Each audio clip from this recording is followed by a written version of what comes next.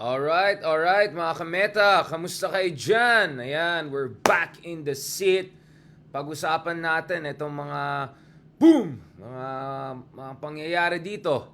Pagdating sa Philippines, China, US, and then of course may dynamics ng tatay, and then may dynamics ng sibling rivalry, may dynamics ng tatay School of Diplomacy, geopolitics, maraming pag-usapan mga kameta. Pasensya na kung naka-formal tayo kasi right away after this, sunod na interview na naman tayo. Kahapon nga, pauwi na nga tayo.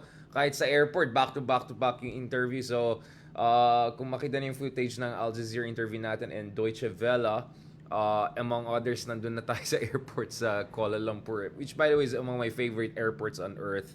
Dahil yun nga, nagawa ng Malaysia nung hindi pa sila ganong kayaman na bansa nung 1980s, 90s pa, diba? So anyway, getting back to this mga kameta, medyo may bardagulan na nangyari ngayon dahil very strong ang emotions ng tao dito sa issue ng EDCA at medyo umiinit ang usapin EDCA and whether Marcos Jr. is getting the EDCA question right. Is Marcos Jr. preparing us for a potential war? Is Marcos Jr. provoking potentially a new war, or Marcos Jr. is correctly helping to deter and prevent a World War III or at least a war over Taiwan and the West Philippine Sea? What is going on here? At dito mga kameta, nakikita natin maraming mga back and forth na nangyari.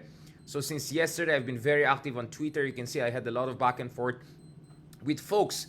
Interestingly, parang both Tatay Digong supporters and yung mga progressive leftist groups, their line is very similar in terms of EDCA is gonna make us a tuta of US. Essentially that line of argumentation. So I had to kind of come back and question that.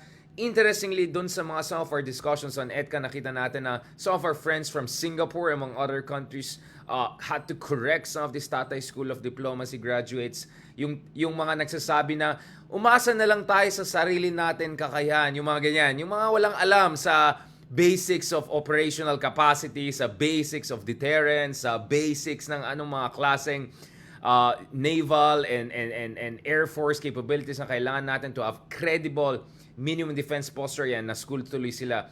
As I said, there's a reason why Singapore, a Chinese majority country with very robust economic relationship with China, has among the most advanced armed forces on earth. There's a reason why Singapore permanently hosts naval assets of United States. We can talk about that more later on. So, I am 100% mga kameta for a nationalist position. I 100% want us not to rely on anyone else but ourselves. But I'm also 100% realistic that hindi pwede dadaan lang ito sa slogans lang at parali-rali lang. No, we have to have a realistic way of dealing with the bullying situation in the West Philippine Sea. All our neighbors are dealing with that in one way or another, right? And practically all of our key neighbors, whether it's Indonesia, Malaysia, Singapore, Vietnam, all of these countries have better defensive capabilities than the Philippines because they had leaders who are probably less corrupt, more competent, more visionary. So for a very long time, they have been steadily building up their capability. I would say that Singapore and Vietnam may have already minimum defense credible posture vis-a-vis China in case things go ugly. I think Indonesia and Malaysia are trying to get there. But as far as the Philippines is concerned, mga kameta, anyone with a functioning mind knows we're nowhere close to that. We still don't have a full-fledged modern fighter jet. The FA-50s we got, salamat kay Aquino for setting the process into motion 10 years ago. But those are just upgraded trainers, mga kameta. Our neighbors like Singapore already have or already pushing for F-35 fifth-generation fighters. Right? Mga kapitbahay natin katulad ng Malaysia and Indonesia have both advanced American fourth-generation fighters and also Russian or Russian derivative fighters, especially in the case of, for instance, Malaysia. And also in the case of Vietnam, they have some of the more advanced Russian fighter jets, not to mention also Kilo-class submarines. They have a more advanced version of Kilo-class submarines than China. Wala tayong ganyan mga kameta. Wala tayong any of those things. So, yes, of course, we want to be self-reliant. But, nasaan po tayo ngayon? Nasaan po tayo ngayon pagdating sa actual capacity natin? Kaya nga po mga kameta, ang tanong dito is, first, should we work with our allies? Obviously, yes. Hello. B, how can we make sure that working with our allies doesn't make us more dependent on our allies, including the United States? So that's where pwede tayo magkaroon ng sapat na diskusyon. And this is where I think we can have a healthy debate, no? Kung saan, ang tanong dito is Marcos going too far into the American camp in the same way that Tatay Digong was somehow going too far into the Chinese camp? I always say one of the biggest problems in Philippine foreign policy and strategic history is we go extremes. Either super lumalapit tayo sa US versus China or super lumalapit tayo sa China, katulad ni Tatay Digong, wala naman nangyari, wala tayong nakuha.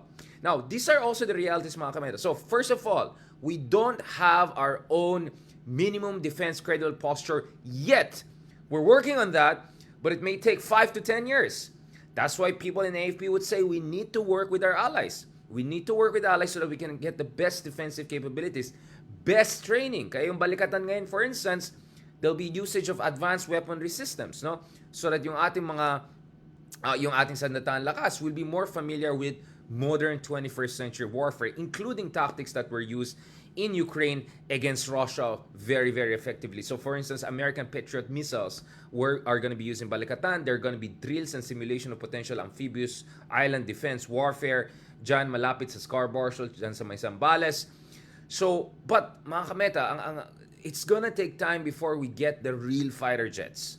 We don't even have a single squadron of advanced fighter jets. We may get F-16 fighters V, hopefully, or something along those lines, or some sort of more downgraded version. I don't know, Gripen fighters from Sweden. Pero wala pang updates on that eh. So, we don't even have a single squadron of advanced fighter jets. So, how are you going to defend our country in that situation? Now, we're moving in the right direction, but we're catching up, guys. We're catching up, and we need to really step it up big time. Yung mga katulad ng South Korea and Japan, na napaka-advanced countries, militarily, industrially, technologically, sila may permanent US bases na nga sila eh. Now, I'm not saying we should have permanent US bases. No, I'm against that. I'm against any kind of reliance. But I'm also against magical thinking. I'm also against just sloganeering and pakyut na, kunyari pa nationalist. No, you have to be realistic because we have to defend our national interests. Yung ating mga mangingisda, they cannot wait for another 20, 30 years before we solve this problem. Ala Deng Xiaoping, that this is a generation. No, every year, mga kameta, we're losing billions of dollars in fishery resources in West Philippine Sea. Every year, we're losing the chance of developing energy resources, oil and gas, particularly dyan sa Reed Bank, because binubuli tayo dyan. We have a clear and present everyday bullying problem in the West Philippine Sea. So, ang tanong ngayon is, what are we gonna do about that? Sapat ba mag-rally tayo? Sapat ba na diplomacy lang? Well, Tatay Digong tried diplomacy. Didn't he try? He tried diplomacy all the way, right? Saan tayo? Anong nakuha natin concessions? Nasaan yung mga big-ticket infrastructure investments? Nasaan yung mga joint patrols, yung mga hindi haras daw yung ating mga mangingista? Wala. Lalong lumala nga yung situation. Lalong lumala yung situation. Tignan mo yung Whitson Rift. Tignan mo yung Reed Bank. Hindi nangyari. Hindi yan nangyari sa ilalim ni Aquino once Aquino filed the arbitration award. Wala nang mga bullying na ganyan na nangyari. Katulad ng nangyari sa Reed Bank na niram lang yung ating mga mangingista na muntik na, nalunod lahat. Diba? Muntik na. So, diplomacy didn't work. Clearly, 6 years of super, more than diplomacy. Some would say subservience, no? And then ASEAN. Okay, ito na naman, narinig natin din sa mga kaibigan natin. Doon tayo sa ASEAN. Mga kameta, I'm all around ASEAN, okay? I love ASEAN. ASEAN is close to my heart. I was just in Malaysia. I'll go around the region. I have contacts all across the region. I'm talking to officials, to leaders, top-level officials, top executives. Ito po yung katotohanan. ASEAN is not with us in the West Philippine Sea, South China Sea. They cannot even finalize a legally binding code of conduct with China. More than 20 years na natin ni-negotiate yan. In fact, the first time we discussed legally binding code of conduct was in the late 1990s. Alright? Wala tayong maasahan sa ASEAN. Pwede tayo umasa doon sa bilateral or minilateral cooperation maybe with Vietnam, Malaysia, ganon. I'm for that. But wag tayong magmangmang, di ba? Wag tayong ilusyonado. Wala tayong makuha sa ASEAN. ASEAN made zero support for us when our arbitration award came out. Okay, let's be absolutely clear. Zero support. Tatay Digong, 6 years engagement diplomacy with China, zero concessions in the West Philippine Sea. Lumala yung militarization, lumala yung bullying sa ating mga mangista. None of that is working. And then, wala rin tayo sariling kakayahan in terms of minimum deterrence capability yet. Our goal is to go there, to have that minimum deterrence capability. But to get there, the argument is maybe you want to work with your allies. But at the same time, as I always said, EDCA should not lead us into over-dependence on the United States. EDCA should be leveraged to make sure we build up our own defensive capabilities. EDCA should be leveraged to make sure that we get the best deal out of our alliances. And EDCA should not drag us into an unnecessary provocation over Taiwan, but be sufficiently helpful in preparing us and hopefully deterring the situation. See, it's very subtle. It's not an either-or situation. It's not a binary situation. Kaya nga hindi mo madadala yan sa ideology lang. At it's a complex world, alright? And when it comes to operational realities, dapat mag-isip ka na mabuti, hindi yung slogan-slogan lang. Hindi yung for America or anti-America, for China. Hindi gagana yung mga ganyan, alright? Hindi, I mean, it's good to rally and all of that, great. But what are the operational realities?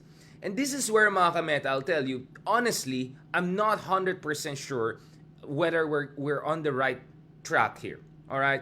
So, let me lay out the argument here. So, actually, kung nakita nyo, over the past week, mga kameta, I had at least 5 articles that came out on this EDCA issue, etc. Right? So, you can see I'm really almost obsessively writing. So, I had one piece on Nikkei Asia that came out the other day, talking about the logic of what Marcos was doing.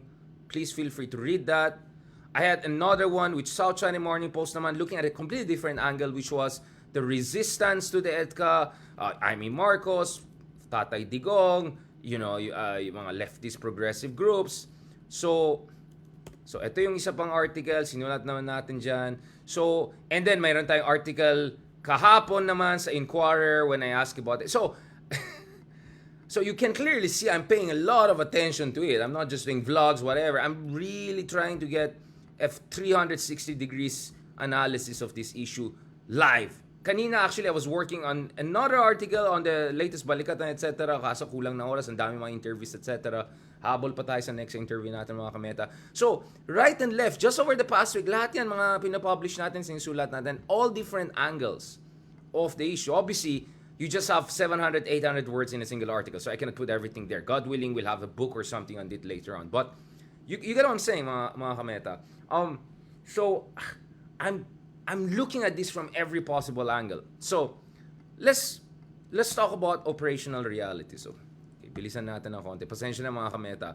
So, ito. Okay. So, this is the bone of contention, right?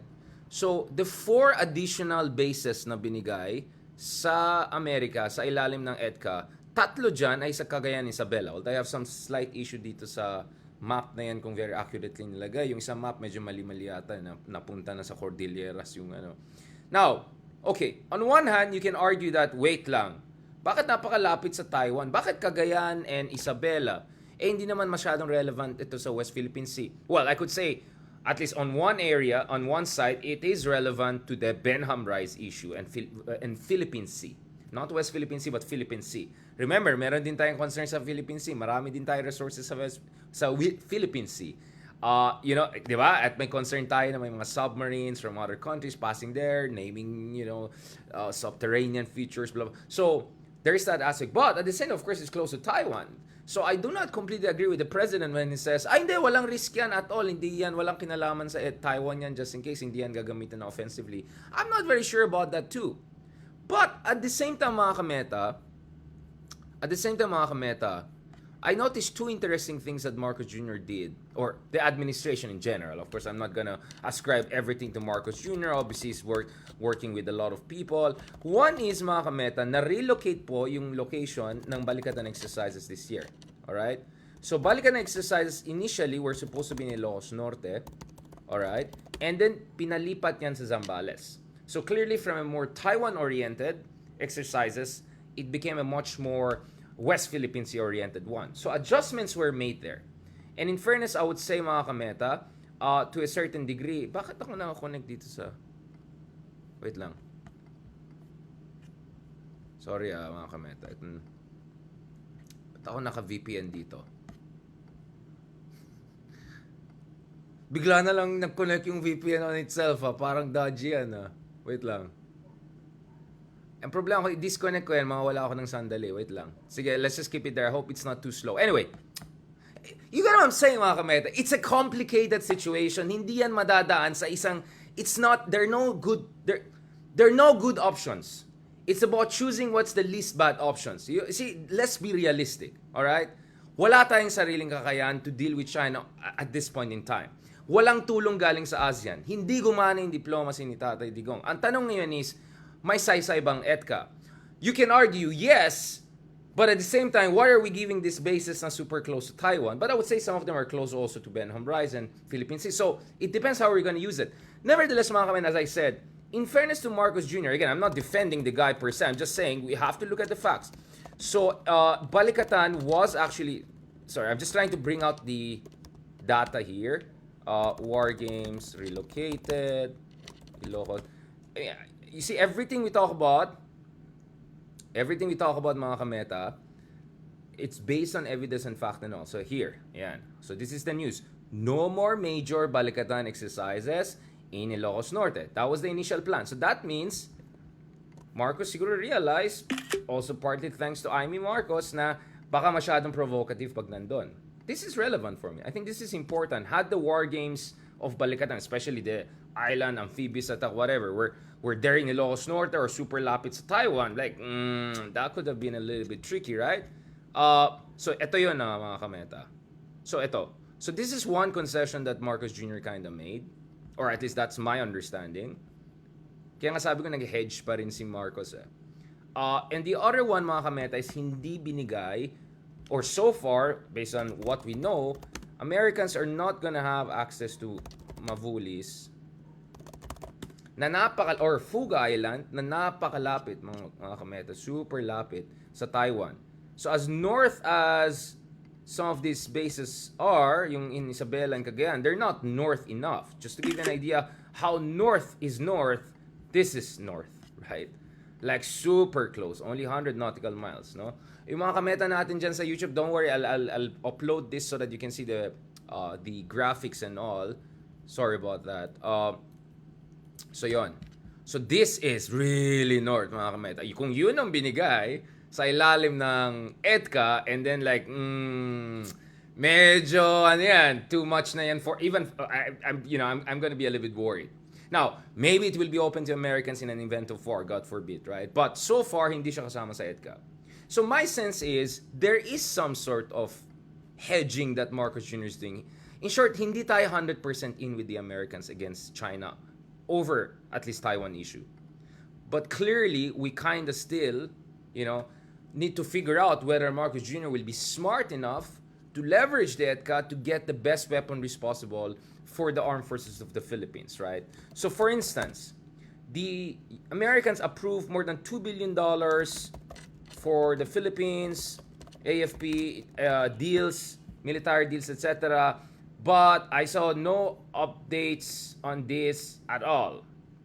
So maybe one thing we have to make sure is, siguraduhin natin may saysay itong alliance na yan in terms of also upgrading our own capabilities on our own. So, again, just to be very clear, I'm personally very uncomfortable with depending on any country, right? Any country at all.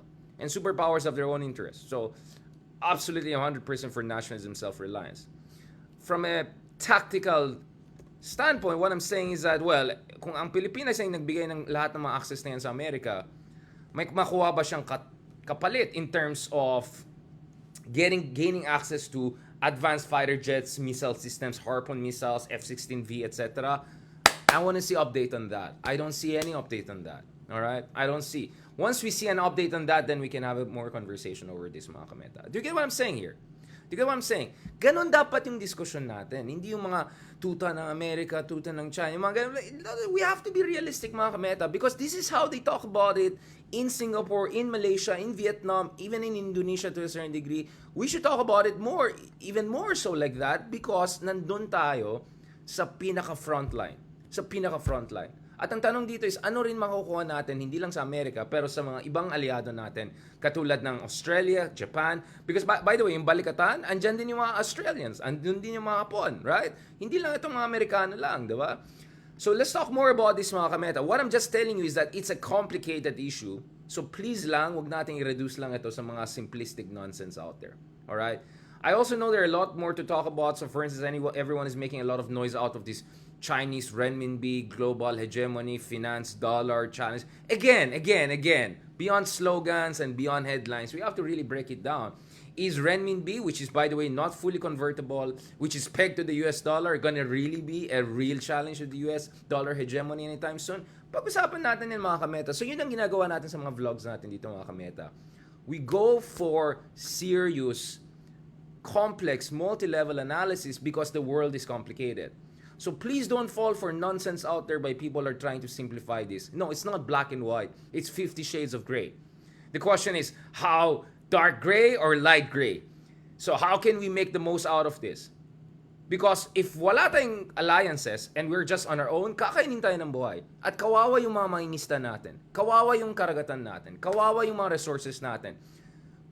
Every year, mga kameta, we're losing billions of dollars potentially in fisher resources because we cannot defend our own sovereign territories and waters. We can't. So logically, you'll say rely on work with allies. But working with allies also has its own risk of getting dragged into their interests and their their own agenda, or getting too dependent on them. So you have to also mitigate that risk.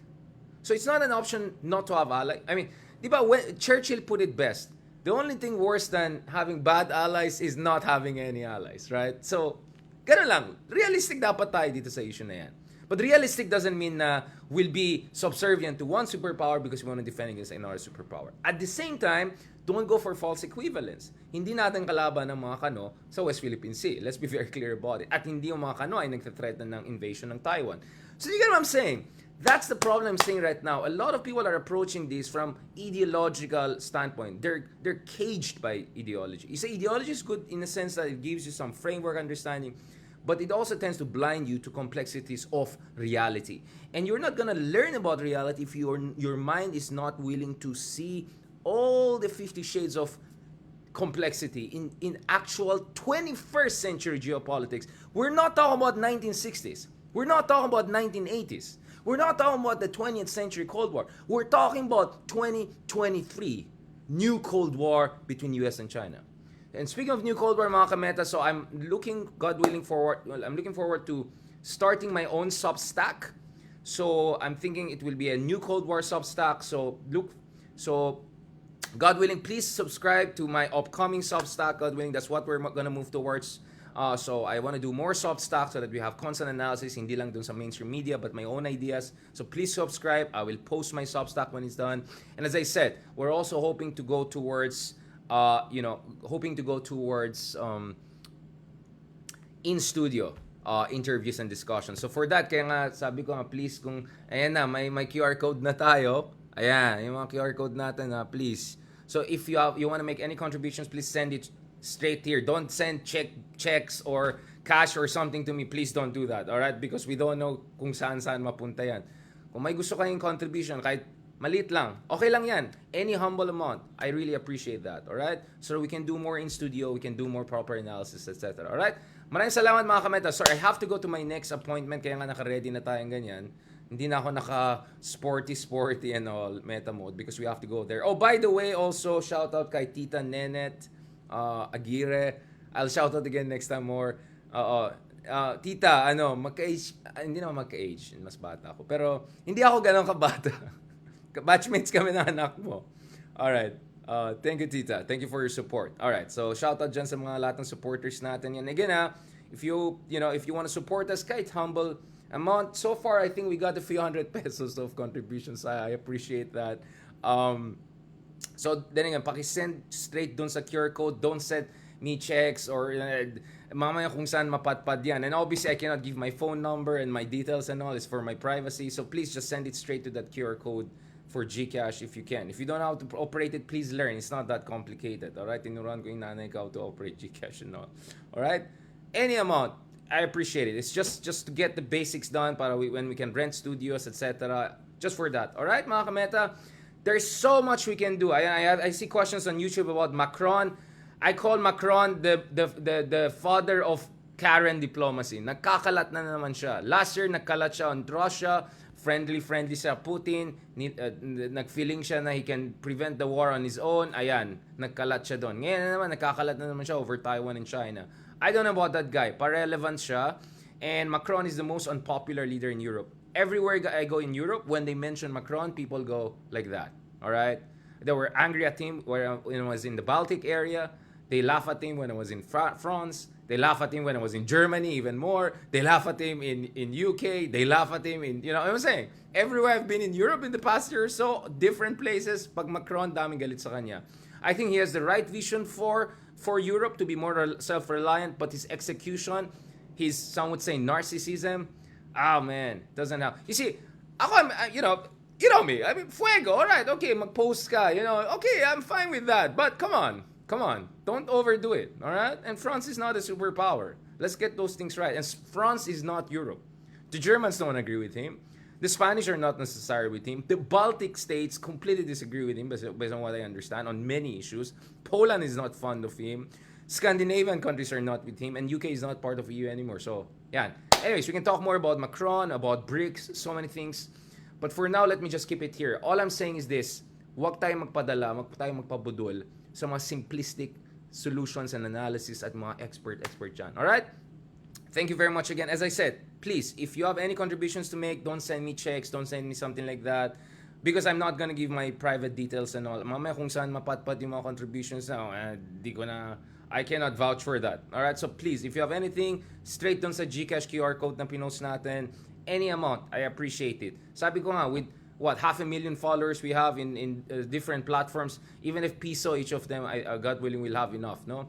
Hopefully to do something about renting studios, etc. Wala tayong I mean, I don't have my own studio, I cannot afford it, etc. We can only rent that, alright, at best.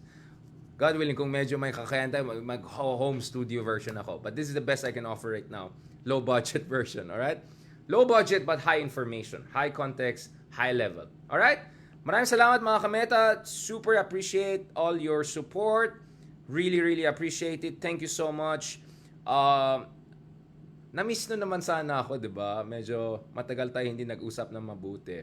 Tapos nakita ko yung mga live ko from Malaysia, puro mga pixelated kasi hindi maganda yung internet. Walang yan. Laki ng bayad ko dito sa, hindi ko na sabihin yung pangalan. Laki ng bayad ko sa roaming, ha?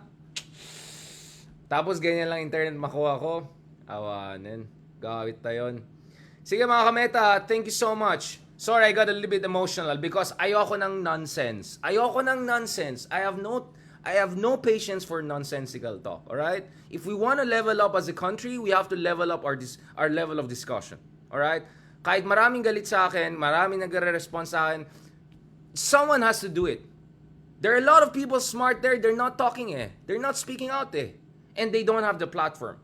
So we have, God willing, thank God, we have the platform. So we want to make the best use of that, alright? So yeah, you give nonsense, I'll call it out. No problem about it. I'm not perfect too, but so far, we kind of predicted a lot of things that are happening on geopolitics. So maybe we kind of understand things, but obviously, I'm just a human being, all right? Let's have serious discussion, not partisan, not ideological, not blah, blah, blah, all right? This is not 1960s. This is not Soviet Union versus US versus Malaysia. No, this is 2023. Alright? So sana yung mga kaibigan natin dyan mag-upgrade na kayo. Medyo mag-update na kayo. Alright? Let's level up.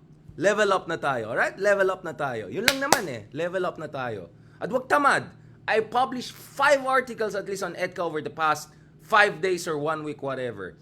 Read at least one of them. Don't just read my tweet or just don't try to just take some of my statements out of context. Read what I'm saying there. It's very multi-level, 360 degrees. That's what I always do.